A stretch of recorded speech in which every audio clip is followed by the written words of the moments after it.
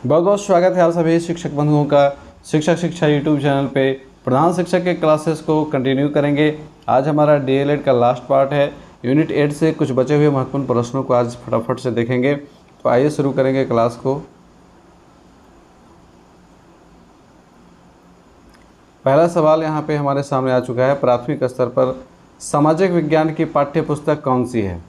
तो प्राथमिक स्तर पर हम सभी को पता है हमारे स्कूलों में पर्यावरण और हम नाम की पाठ्य पुस्तक चलती है। पहला ऑप्शन हमारा यहाँ पे सही हो जाएगा। अगला सवाल है, सामाजिक विज्ञान के अध्ययन का एक बेहतर उपाय क्या है? क्षेत्र भ्रमण, केवल मानक पुस्तकों का अध्ययन, तथ्यों का संस्मरण, चौथा और पांचवा विकल्प। सामाजिक विज्ञान के सबसे बेहतर उपायों में से एक उपाय है क्षेत्र भ्रमण, फील्ड ट्रिप। जब हम बच्चों को प्रत्यक्ष अनुभव प्रदान करते हैं वो सबसे बेहतर होता है। तो पहला ऑप्शन हमारा यहाँ पे हो जाएगा सही। अगला सवाल है कि प्राथमिक स्तर पे विज्ञान व सामाजिक विज्ञान को एक ही विषय पर्यावरण अध्ययन के तहत पढ़ाया जाता है। यह है विज्ञान शिक्षण का अध्यापक केंद्रित उपागम, अनुशासनिक उपागम, एकीकृत, पांचवा और चौथा विकल्प ही आपको देखने को मिलता है। तो इसमें ध्यान देंगे कि विज्ञान और सामाजिक विज्ञान को हम लोग एक ही विषय के तहत पढ़ाते हैं। ये एकीकृत उपागम कहलाता है। तीसरा ऑप्शन यहाँ पे हो जाएगा सही। राष्ट्रीय पाठचर्या की रूपरेखा 2005 के अनुसार प्राथमिक स्तर पर पर्यावरण अध्ययन शिक्षण का प्रमुख उद्देश्य होना चाहिए स्वतंत्र रूप से प्रयोग करने की कुशलता अर्जित करना, कक्षा कक्षीय अधिगम को विद्यालय के बाहर के जीवन से जोड़ना, विषय के आधारभूत सिद्धांतों का स्मरण करना। चौथा और पांचवा विकल्प भी आपके सामने है। तो यहाँ पे देखिए, प्राथमिक स्तर पे पर्यावरण अध्ययन शिक्षण का प्रमुख उद्देश्य क्या है? कक्षा कक्षीय अधिगम को विद्यालय के बाहर के जीवन से जोड़ना, और ये एनसीएफ 2005 का एक मार्गदर्शक सिद्धांत भी है। निम्न कथनों में से कौन सा प्राथमिक स्तर पर पर्यावरण पढ़ाने का उद्देश्य नहीं है? बच्चों पर आकलन के लिए शब्दावली और परिभाषाओं का बोझ डालना, ये उद्देश्य नहीं है। ठीक है। जीवन और पर्यावरण से सरोकार रखने वाले मूल्यों को आत्मसात करना, ये तो उद्देश्य है। प्राकृतिक व सामाजिक वातावरण के विषय में उत्सुकता जगाना, ये भी उद्देश्य है। तो पहला ऑप्शन उद्देश्य नहीं है और ये हमारा सही विकल्प होगा। पर्यावरण अध्ययन की पाठ्य पुस्तक में पहेलियां शामिल कराने का निम्न में से कौन सा उद्देश्य नहीं है? ठीक है, नहीं है, इसको ध्यान में रखेंगे। बच्चों के मस्तिष्क को भ्रमित करना और उन्हें इस भ्रम का आनंद उठाने देना। तो पहेलियों को शामिल करने का ये उद्देश्य बिल्कुल नहीं है कि हम बच्चों के मस्तिष्क को भ्रमित करते हैं। पहेलियों से बच्चों का मस्तिष्क भ्रम में नहीं पड़ता है, बल्कि मस्तिष्क की जो न्यूरॉन कोशिकाएं हैं वो जागृत होती हैं, उनमें ऊर्जा का संचार होता है और वे बहुत सारी चीज़ों को सीखते हैं। सृजनात्मक चिंतन की योग्यता और उत्सुकता का विकास करना, ये उद्देश्य है। बच्चों में आलोचनात्मक चिंतन शक्ति विकसित करना, ये भी उद्देश्य है। पहला विकल्प जो है वो उद्देश्य नहीं है और यही हमारा सही आंसर यहाँ पर हो जाएगा। अगला सवाल लेंगे। पर्यावरण अध्ययन की कक्षाओं में संकल्पनाओं को स्पष्ट करने के लिए कविताओं और कहानियों के कथनों का प्रयोग करना सहायता करता है। देखिए, जब पर्यावरण की कक्षाओं में हम कविताओं और कहानियों के कथनों का प्रयोग करते हैं तो हमारा उद्देश्य वहाँ पे मेनली क्या होता है? हम अपने कक्षा को और अधिक रुचिकर बनाना चाहते हैं, रोचक बनाना चाहते हैं, आनंदपूर्ण बनाना चाहते हैं, ताकि बच्चों को अच्छा लगे, बच्चों को सीखना वहाँ पे मज़ा आ जाए सीखने में। तो पाठ को आनंददायी और रोचक बनाने में पहला ऑप्शन हमारा सही है। स्थानीय एवं वैश्विक स्तर पर संसार की प्रकृति को खोजने और कल्पना करने की योग्यता को बढ़ावा देने में, तो ये तो विशेष स्तर पर जब हम लोग अवलोकन विधि का प्रयोग करते हैं तब यहाँ पे वो काम आएगा। शिक्षार्थियों में निहित भाषा एवं सांस्कृतिक विविधताओं को ध्यान रखने में, ये भाषा की कक्षा में अगर हम इसका प्रयोग करें तो वो ज़्यादा बेटर होगा। यहाँ पे पहला ऑप्शन हमारा सही होगा कि पाठ को आनंददायी और रोचक बनाने के लिए हम लोग पर्यावरण अध्ययन को पढ़ाते समय कविताओं और कहानियों के कथनों का प्रयोग करते हैं। पर्यावरण अध्ययन की एक अच्छी पाठचर्या को बच्चे के प्रति सही, जीवन के प्रति सही और विषय के प्रति सही होना चाहिए। पाठचर्या की निम्नलिखित विशेषताओं में से कौन सी उपरोक्त आवश्यकताओं को पूरा नहीं करती है? यह शब्दावली और परिभाषाओं पर अधिक बल देती है। यह भय एवं पूर्वाग्रहों से मुक्त होने के मूल्य को बढ़ावा देती है। यह विषय को एक सामाजिक प्रक्रम के रूप में देखने के लिए शिक्षार्थियों हेतु आवश्यक है। यहाँ पे सवाल क्या कर रहा है कि पर्यावरण अध्ययन की एक अच्छी पाठचर्या को बच्चे के प्रति सही, जीवन के प्रति सही और विषय के प्रति सही होना चाहिए। तो पाठचर्या की निम्नलिखित विशेषताओं में से कौन सी उपरोक्त आवश्यकताओं को पूरा नहीं करती है? यहाँ पर देखिए, यह शब्दावली और परिभाषाओं पर अधिक बल देती है। यह जो कथन है, यह जो विशेषता है, ये उपरोक्त विषय के साथ न्याय नहीं कर रहा है ना, आवश्यकता को पूरा नहीं कर रहा है, क्योंकि ये सारा हमारा नेगेटिव पॉइंट है। रटना, रट्टा मारना, ये सारी चीज़ें, परिभाषाओं को याद करना, ये सब नेगेटिव पॉइंट्स हैं।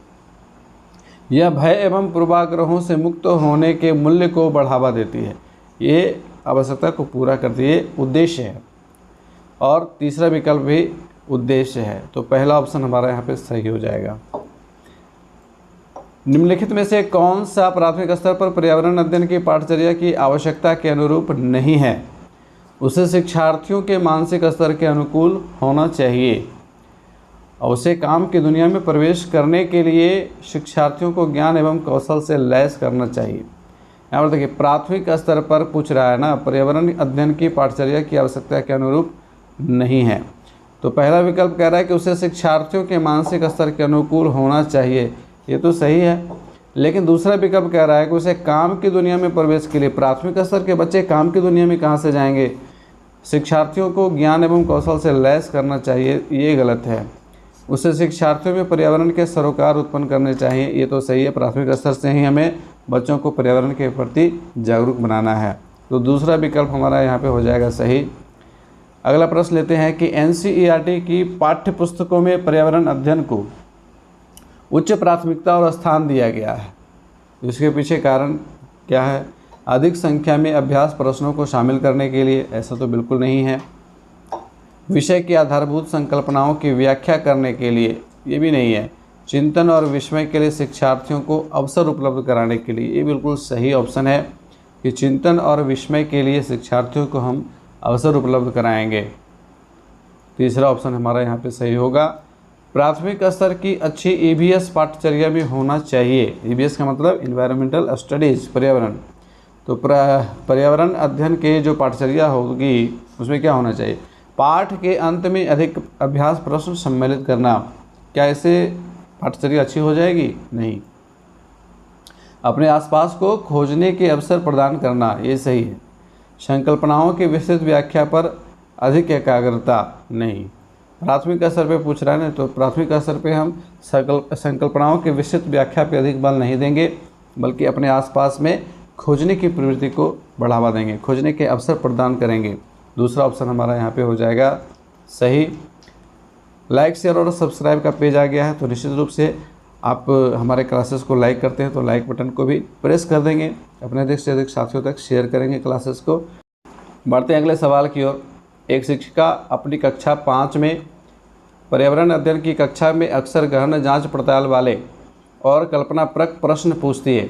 उसके द्वारा इस प्रकार करने का उद्देश्य डैश सुधार करना है। आप यहाँ ध्यान देंगे, कक्षा 5 की बात की जा रही है, यानी कि प्राथमिक स्तर। तो प्राथमिक स्तर पे पर्यावरण की कक्षा में गहन जांच पड़ताल वाले और कल्पनाप्रक प्रश्न पूछने का उद्देश्य क्या होता है? अवलोकन कौशल का विकास करना, अवलोकन कौशल में सुधार करना, है ना। तो यहाँ पे हमारा पहला ऑप्शन सही है। ICT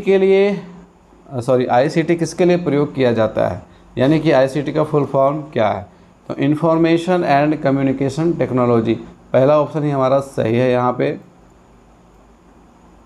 वे सहायक सामग्रियाँ जो शिक्षक को शिक्षण और विद्यार्थी को अधिगम में सहायता करें, उन्हें क्या कहते हैं?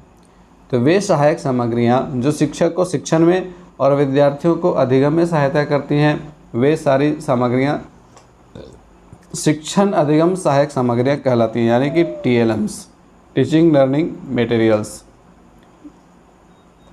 शिक्षण अधिगम सहायक सामग्रियाँ शिक्षण प्रक्रिया को डैश बनाते हैं, रुचिकर बनाते हैं, बिल्कुल सही है। कठिन तो नहीं बनाएंगे, रोचक बनाते हैं, ये भी सही है।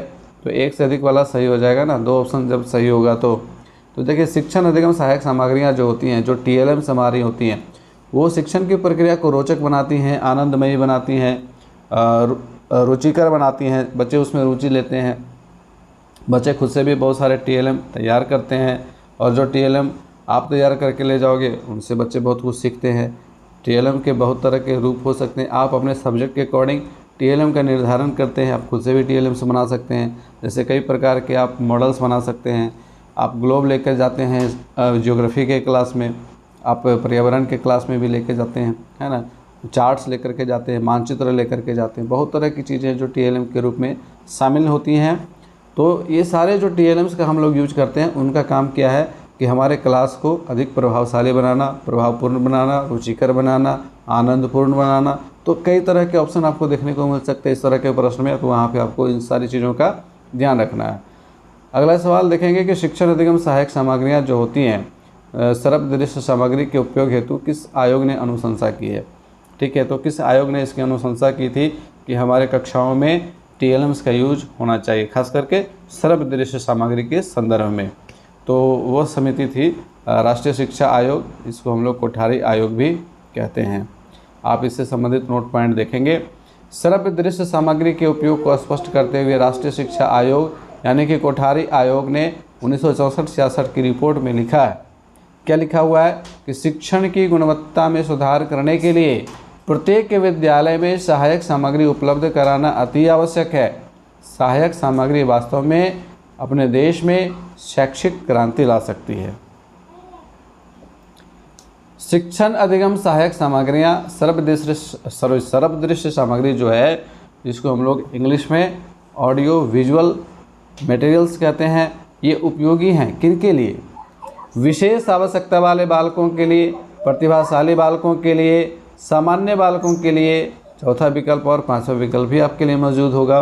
तो देखिए, जो हम TLMs का यूज करते हैं, ठीक है, सर्व दृश्य सामग्रियों का यूज करते हैं, वह प्रतिभाशाली बालकों के लिए भी उतनी ही यूज़फुल हैं जितनी कि मंदबुद्धि बालकों के लिए हम कर सकते हैं। ठीक है, अभी मंदबुद्धि शब्द का प्रयोग नहीं करते हैं, उनके लिए हम लोग विशेष आवश्यकता वाले बच्चे वाले शब्द का प्रयोग करते हैं। ठीक है, तो विशेष आवश्यकता वाले बालक, प्रतिभाशाली बालक और सामान्य बालक, इन तीनों के लिए ही ये उपयोगी होती हैं। तो ऐसे स्थिति में हम लोग चौथा विकल्प सेलेक्ट करेंगे। अगला सवाल है NCERT के अकॉर्डिंग शिक्षण अधिगम सहायक सामग्रियों के कितने प्रकार हैं? डिटेल क्लास आप लोगों ने देखा होगा, तो वहाँ हम लोगों ने डिस्कस किया हुआ है कि अलग अलग तरह से शिक्षण अधिगम सामग्रियों के अलग अलग प्रकार हैं। ठीक है, तो NCERT के अकॉर्डिंग 6 प्रकार हैं। आप लोग इसको ध्यान में रखेंगे, और ये 6 प्रकार कौन कौन से हैं एक बार फिर से रिवाइज कर लिया जाए। तो पहला है ग्राफिक्स सामग्री, जिसके अंतर्गत चित्र, कार्टून, कॉमिक्स इत्यादि आते हैं। ग्राफिक्स सामग्री के अंतर्गत जितने भी चित्रांकन वाली चीज़ें होती हैं वो शामिल होती हैं। दूसरा है डिस्प्ले सामग्री, जिसको प्रदर्शन सामग्री भी कहते हैं। इसके अंतर्गत वे सारे TLMs आते हैं जिसके तहत हम लोग किसी चीज़ को डिस्प्ले करके बच्चों को दिखाते हैं। जैसे हमारे क्लास में बोर्ड है, वो क्या है, एक डिस्प्ले सामग्री है, जिसके ऊपर हम जाते हैं तो पाठ से संबंधित बहुत सारी चीज़ों को डिस्प्ले करते हैं। कुछ चित्र भी बनाते हैं, कुछ डायग्राम्स बनाते हैं, कोई इम्पोर्टेंट वाक्य लिखना हो, शब्दों के अर्थ बताने हो, तो उसके लिए हम लोग ब्लैक बोर्ड का यूज़ करते हैं। इसी तरह से बुलेटिन बोर्ड है, जिसका यूज स्कूल से संबंधित कुछ इंपॉर्टेंट नोटिस को डिस्प्ले करने के लिए किया जाता है। नोटिस बोर्ड भी उसको कहा जाता है।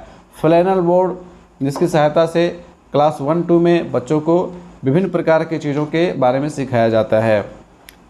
इसके बाद तीसरा होता है त्रिआयामी सामग्री, जिसको 3D ऑब्जेक्ट्स कहते हैं। इसके अंतर्गत वास्तविक पदार्थ आते हैं, मॉडल्स आते हैं, जैसे कि आप ग्लोब का उदाहरण ले सकते हैं। इसमें वो क्या है, एक 3D मटेरियल है। चौथा है श्रव्य सामग्री, यानी कि वैसी सामग्री जिसके द्वारा हम सुनकर के सीखते हैं। तो सुनकर के सीखने वाले सामग्रियों में आपका रेडियो है, टेप रिकॉर्डर है, ग्रामोफोन है, लिंगुआफोन है। ठीक है, तो रेडियो, टेप रिकॉर्डर, ग्रामोफोन, लिंगुआफोन इत्यादि श्रव्य सामग्रियों के अंतर्गत आती हैं। इनको हम लोग इंग्लिश में ऑडियो मटेरियल्स कहते हैं। ठीक है, इसके बाद है प्रक्षेपी सामग्री। तो प्रक्षेपी सामग्रियों में वे सारी सामग्रियां शामिल हैं जिनका हम प्रक्षेपण के माध्यम से सीखने के उद्देश्य में उसको शामिल किया जाता है। इसके अंतर्गत जितने भी प्रोजेक्टर्स हैं, पुराने ज़माने से लेकर के नए ज़माने तक के सारे प्रोजेक्टर आप उसमें शामिल कर सकते हैं। मैजिक लालटेन हमारा पहला प्रोजेक्टर था। ठीक है, और अभी वर्तमान समय में कई तरह की आधुनिक प्रोजेक्टर हम लोग देखते हैं। जिसमें LCD प्रोजेक्टर भी शामिल है।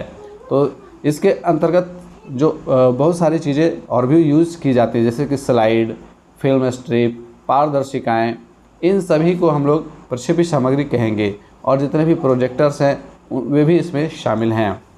और छठी सामग्री है प्रक्रिया सामग्री, यानी कि जहां हम प्रोसेस करते हैं, बच्चों को एक्चुअल में, वास्तव में प्रत्यक्ष अनुभव करवाते हैं। ठीक है, जैसे कि अभिनय, रोल प्ले।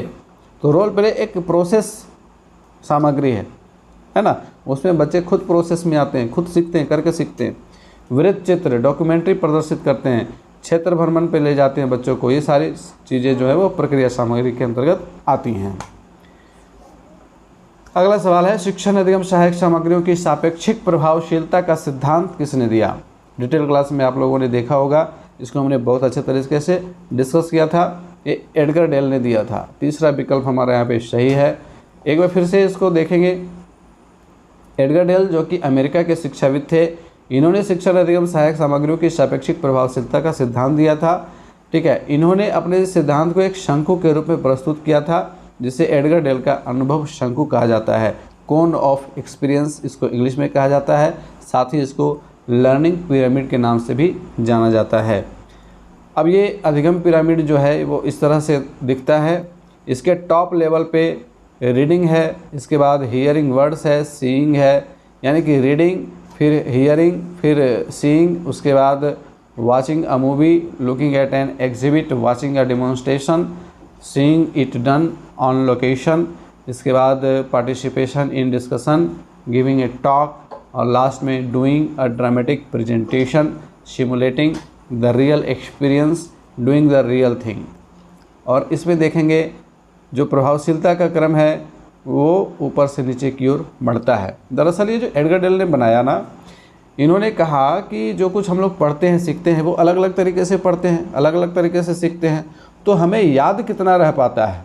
तो इन्होंने एक अपना थ्योरी दिया कि अगर हम अलग अलग तरीके से पढ़ते हैं तो अलग अलग तरीके से पढ़ने के बाद 2 सप्ताह के बाद, यानी कि आफ्टर 15 डेज, हमारी मेमोरी कितनी काम करती है उस चीज़ को जो हमने सीखा है अलग अलग तरीके से। ठीक है, तो जैसे कि आप किसी चीज़ को सुन करके या किसी चीज़ को पढ़ करके जब आप सीखते हो, जैसे कि आपने सिंपली किताब के पन्ने पलटे, उसको पढ़ा और आपने बहुत सारी चीज़ें याद की, उसको सीखा, तो 2 सप्ताह के बाद आफ्टर 15 डेज उसका 10% आपको याद रहेगा। फिर आप किसी के शब्द सुनते हैं और सुनकर के सीखते हैं, तो फिर 15 डेज़ के बाद उसका 20% हिस्सा आपको याद रह पाता है। और जब किसी चीज़ को आप देखते हो, देख करके सीखते हो, तो उसका 30% याद रह पाता है। और जब देखना और सुनना दोनों होता है, दोनों का प्रोसेस होता है, तो हमें 50% चीज़ें याद होती हैं। और जब हम उस प्रक्रिया में शामिल होना शुरू करते हैं, ठीक है, और कहते हैं, तो 70% सीखते हैं। और जब हम करके सीखते हैं, लर्निंग बाय डूइंग पे आते हैं, तब हम 90% उसका याद रखते हैं। इसीलिए लर्निंग बाय डूइंग पे इतना ज़्यादा फोकस सभी देशों के शिक्षाविदों ने दिया और उसका इम्प्लीमेंटेशन हमारे यहाँ भी हो रहा है। तो एडगर डेल के अनुभव शंकु से ये सारी चीज़ें हमें सीखने को मिलती हैं। उम्मीद है कि आपको यहाँ पे एडगर डेल की ये थ्योरी समझ में आ गई होगी। तो लाइक, शेयर और सब्सक्राइब का पेज आपके सामने आ चुका है। चलिए अगले प्रश्न की ओर बढ़ेंगे। एडगर डेल के अनुभव शंकु में प्रभावशीलता का क्रम है, अभी हमने जस्ट इसका डिस्कशन किया, ये ऊपर से नीचे की ओर है। ठीक है, मतलब ऊपर की दिशा में प्रभावशीलता कम है, जैसे जैसे हम नीचे आते हैं वैसे वैसे प्रभावशीलता बढ़ती जाती है। निम्न में से कौन एक श्रव्य सामग्री नहीं है? लिंगुआफोन। तो लिंगुआफोन श्रव्य सामग्री है। इसमें क्या होता है ना कि बहुत सारे टेक्स्ट को अच्छे वॉइस में, जो हम कहते हैं कि स्टैंडर्ड वॉइस होती है, उसमें रिकॉर्ड कर लिया जाता है किसी एक्सपर्ट के द्वारा, किसी अच्छे टीचर के द्वारा रिकॉर्ड कर लिया जाता है टेक्स्ट को। उसमें वर्ड को कैसे प्रोनाउंस करना है, जैसे आपने देखा होगा ना, बहुत सारे डिक्शनरीज आते हैं ऑनलाइन, आप किसी वर्ड को सर्च करेंगे, उसका वो साउंड वाला बटन आ जाता है, आप उस पर क्लिक करते हैं तो किसी वर्ड का प्रोनाउंसिएशन कैसे करना है वो वर्ड बताता है ना। तो जस्ट उसी टाइप का पहले होता था। लिंगुआफोन बना करके बच्चों को उस एक स्पेशल रूम होता था, उस रूम में बच्चों को ले जाया जाता था और लिंगुआ फ्रैंका को प्ले करके बच्चों को सिखाया जाता था कि कैसे आपको पढ़ना है, कौन से वर्ड का प्रोनाउंसिएशन कैसे करना है। ठीक है, तो ये दरअसल प्रोनाउंसिएशन को सिखाने के उद्देश्य से यूज में लाया जाता था लिंगुआ फ्रैंका। ठीक है, अब इसका यूज बिल्कुल नहीं होता है, पुराने ज़माने की चीज़ है, अब ख़त्म हो चुकी है। एपीडायस्कोप ये श्रव्य सामग्री नहीं है, ये डिस्प्ले सामग्री है। आप लोगों ने देखा होगा, डिटेल क्लासेस में हम लोगों ने डिस्कस किया था मैजिक लालटेन, उसके बाद एपीडायस्कोप आया है ना। इसी तरह से आगे प्रोजेक्टर्स के अलग अलग रूप बदलते गए। ग्रामोफोन, तो ग्रामोफोन भी एक श्रव्य सामग्री है। पुराने ज़माने में इसका यूज लोग गाना सुनने में करते थे, पढ़ाने के दृष्टिकोण से भी इसका यूज होता था। बहुत सारे चैप्टर्स को रिकॉर्ड करके प्ले कर दिया जाता था। ठीक है, तो यहाँ पे दूसरा ऑप्शन हमारा सही हो जाएगा। निम्न में से कौन एक दृश्य सामग्री है? तो दृश्य सामग्री कौन सी है? रेडियो तो श्रव्य सामग्री है, टेलीविज़न ये ऑडियो विजुअल दोनों है, इसमें ध्यान रखेंगे, इसमें कन्फ्यूज नहीं होना है। टेलीविज़न अब अगर आपसे पूछा जाए कि ये दृश्य सामग्री है, नहीं, ये ऑडियो विजुअल है, ये श्रव्य दृश्य सामग्री है। इसमें हम सुनते भी हैं और देखते भी हैं, हमारे 2 ज्ञानेंद्रिय इसमें काम करती हैं। ठीक है, तो दृश्य सामग्री जो होगी उसमें हम केवल देखने का काम करेंगे, सुनने का काम नहीं करेंगे। तो यहाँ पे तीसरा विकल्प हमारा सही हो जाएगा, सेक्सटेंट।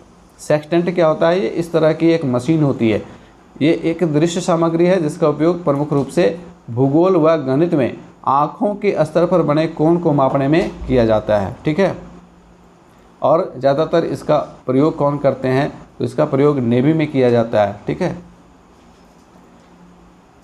किसी खास संस्कृति या समाज विशेष के द्वारा उपयोग में लाई जाने वाली वस्तु जिनका उपयोग वर्ग में प्रत्यक्ष अनुभव के द्वारा अधिगम के लिए किया जाता है, वे क्या कहलाते हैं? ऐसे सभी सामग्रियाँ जिनका हम लोग वास्तविक रूप में प्रदर्शन करते हैं, बच्चों को बताते हैं कि देखो ये रोटी बेलने के लिए बेलन इस तरह का होता है, बेलन को ही ले जा कर के दिखा रहे हैं। ठीक है, बहुत सारे बर्तन हैं, अलग अलग स्थान पे अलग अलग तरह के बर्तन होते हैं। हमारे बिहार में आप देखेंगे लोटा होता है, अलग अलग तरह की थाली के प्रकार होते हैं, गिलास के अलग अलग प्रकार होते हैं। वो हम ओरिजिनल ले जा कर के बच्चों को अगर दिखा रहे हैं तो वो सब कहलाएगा रियालिया। पहला ऑप्शन यहाँ पे सही है। रियालिया के अंतर्गत इस तरह से हम बच्चों को बहुत सारी चीज़ें दिखाते हैं। निम्न में से कौन एक श्रव्य दृश्य सामग्री है? यहाँ पे आ गया ऑडियो विजुअल, तो ये टेलीविज़न है। LCD का फुल फॉर्म क्या है? Liquid crystal display. तीसरा ऑप्शन हमारा यहाँ पे सही है, लिक्विड क्रिस्टल डिस्प्ले। इनमें से कौन एक ICT का अंग नहीं है? कंप्यूटर ये तो ICT का अंग है, टेलीविज़न ये भी अंग है, क्षेत्र भ्रमण अंग नहीं है, तो तीसरा ऑप्शन हमारा यहाँ पे सही हो जाएगा। सीखने की प्रक्रिया में ICT का प्रयोग अधिगम को रोचक बनाता है, बिल्कुल सही है।